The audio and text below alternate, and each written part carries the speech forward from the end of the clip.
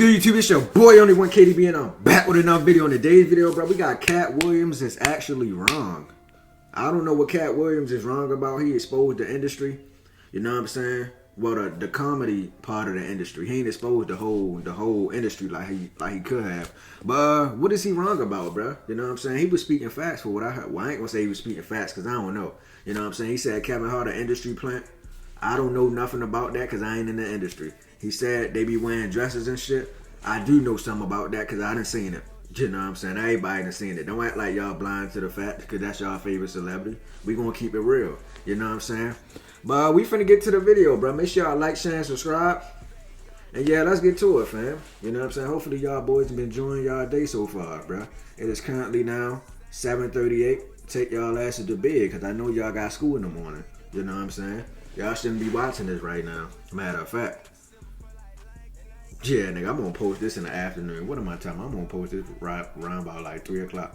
But yeah, let's get to it. What's popping, y'all? They really hit the nail on the head. Brand new whip is Shannon chopping, and cropping, Katt whatever Williams that with shit the called. timing of this interview because, it's been dry. Nothing's been going on the past 10 plus days, and they came out swinging with a home run. This real shit, like 2024, they came out fire all time when it comes to entertainment. I mean, Shannon Sharp started some shit. Interview, and it was a moment too, or hell, several moments from it. Now, I probably want to talk about. Do 6ix9ine wear wigs? I'm not saying that to be funny, bro. I know y'all be thinking I be trying to be funny all the time. Like, I'm really like curious. Like, do he wear wigs? Cause he be having color and shit in his hair like 24/7. So I be like, bro, is that a wig or is that his real hair? I don't be knowing, bro. Of topics in this. First, I will say no. I don't think Katt Williams was on drugs or anything like that. I think he was stoned. Y'all always think somebody on drugs every time they expose some shit. However, I will say that this is impressive because Katt Williams shrouds a lot of hyperbole with the truth. So when he says, oh, I didn't go this far because XYZ, I 100%, I wouldn't say it's like cap or lying, but that's not the truth. And these other people went this far because they did X, Y, and Z. I think that's half the truth. So we'll start off rip. Where he's like, I didn't want to get on my knees for someone and have, like, my behind taken advantage of. We heard the Terry Crews story. He even shared that someone, like, did that to him, and he felt traumatized by it. I don't think he said the explicit name of the person. He said that for real? That happens to somebody huge. That's definitely something that's happening. Like, but I don't think it's like, hey, bend over or you don't get this movie role. Pause.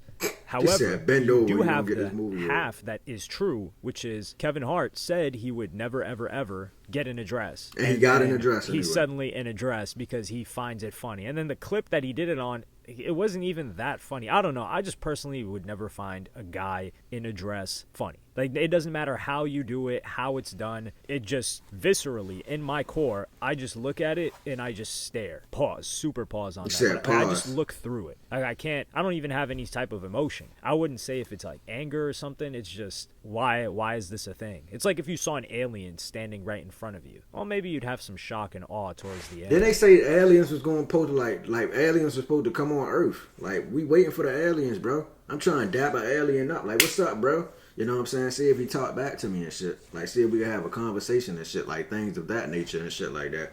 You know what I'm saying? Because humans weird as shit, bro. I'm trying to meet some aliens and see what they talking about. You know? But you're just, like, staring at it. And that's how I look at it. So, no, I don't think any dude in a dress has been funny ever. However, I do think Kendrick... I said... Nigga, stop lying like you don't be watching Madea. This nigga lying like a motherfucker. You ain't never watched the Tyler Perry Madea movie and laugh. Nigga, you lying to me. Yeah, I think you bullshit. Kendrick, we're keeping that in there. I do think Kevin Hart got popping because he can work with people. And I'm not going to say he's not funny or funny. I really have never watched a single Kevin Hart special. And I have watched a good amount of Katt Williams. So I can't say Katt Williams is funnier. Kevin Hart funny, bro. To say that, because I love Katt Williams' work. But I do think the truth is that Katt Williams was just hard to work with. And that's something that Kevin Hart said before, because this back and forth has been going on for a long time now. Like, they've had smoke, quote unquote, for a minute. And They the ain't thing had no is, goddamn Kevin Hart smoke. even They had addressed it and said, tell the disagreements people and why you didn't go as arguments. far. Like, you had a better start and launch pad than I did. You just didn't capitalize it. You didn't show up on time. You were like being a diva. You wanted everything done your way. You couldn't work well with people. And that's exactly what seems to be the case. I think that's genuinely the honest reason why Katt Williams didn't go. Who remember when Katt Williams went in the hood and got his ass whooped by that like 17-year-old? Remember that shit, bro? That shit was going viral. I think that shit was like 5-6 years ago, bro. That shit was hilarious, bro. This nigga tried to punch the nigga and went and you put him in a chokehold, bro. They got beat up by a fucking minor. As far as people had thought, or other comedians that are less funny than him that he's saying have gone.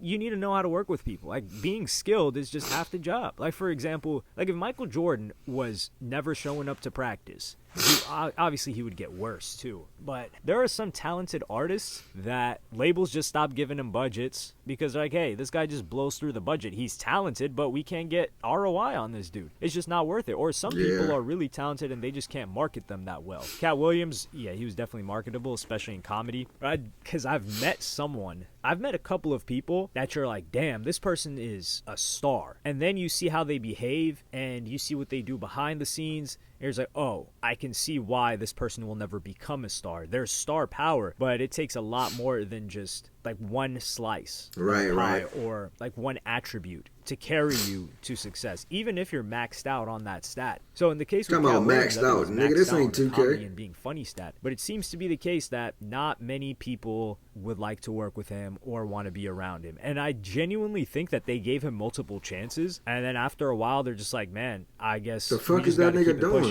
And that's what I think about the whole situation. Now, the other stuff that he's saying, some of it is true, like the dresses thing, the feminizing thing, the Hollywood thing. But when he says stuff like, oh, they give this person a standard light-skinned wife that never says anything, come on.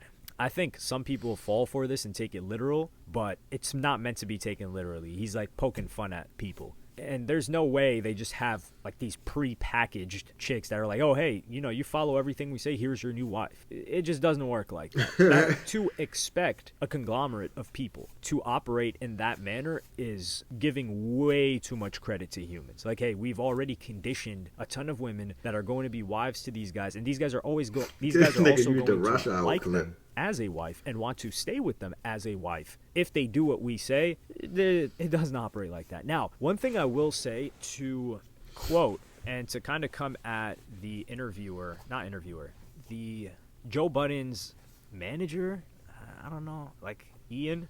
I think he's Joe Budden's manager. Ian Schwartz, who the hell was Ian? That's his name. He was kind of giving some sort of criticism towards the club Shay Shay, and he was saying something along the lines of, oh, they should have put it behind a paywall and stuff like that. Let me see if I can find the actual. All right, so he said, man, y'all need to get off Shannon Sharp head, bro. The nigga was just letting them talk, bro, like how he did everybody else, bro. Y'all must not to watch, like, y'all must not have watched his other interviews, like, bro. He be letting people talk and say their piece. He don't interrupt or none of that shit, bro. So he did the same thing with Katt Williams, bro.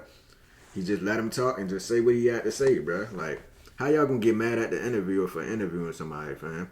The nigga wasn't finished talking, so he just let him ramble. The nigga probably went on for like 20, 30 minutes without Shannon Sharp even asking him a question.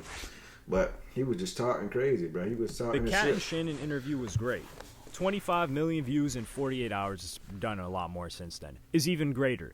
But can you imagine how much bigger of a play it would have been if it was behind a subscription platform that Shannon had set up under his control? I think this is completely wrong because there's marketing and then there's like selling on the back end. This has done so much promotion for Shannon Sharp's podcast more than any other podcast that he's ever done. On top of that, this content alone is making, just rough calculations, guaranteed $1 million.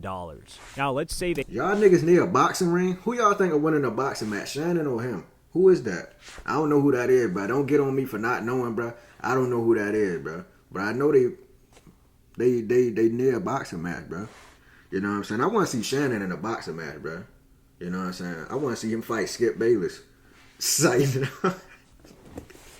That'll be an unfair fight, bro. I'm just chatting. Put the podcast at $5, right? So you pay $5 to go behind a paywall to see this podcast. A million divided by 5, that is 200,000 people. Do you think you're going to get 200,000 people to go past the paywall to see the Katt Williams thing? And then what material would you have to use, and how would you have to use that material to drive 200,000 people worth of traffic? And keep in mind, you're going to need a lot more than 200,000 worth of traffic, because you're not going to have 100% conversion rate. Like, what you're going to have, let's say 10% is super, super, super generous. That means you need to get 2 million people to be in front of the page or paywall where they can buy it. That's just not happening. You're going to have to use a ton of clips, and at that point, you might as well use the whole interview. So the amount of views that this got on Shannon Sharpe's podcast, not to mention the fact that he has a sponsor on it, is monumental. And I'll give a counterexample. The Joe Budden, Umar Johnson interview, or Dr. Umar. That one, they released some clips. It went really viral. I was never able to see it, but I wasn't going to pay for it. I think it's behind a paywall. I'm not paying for it. Now, a moment like that, or a moment like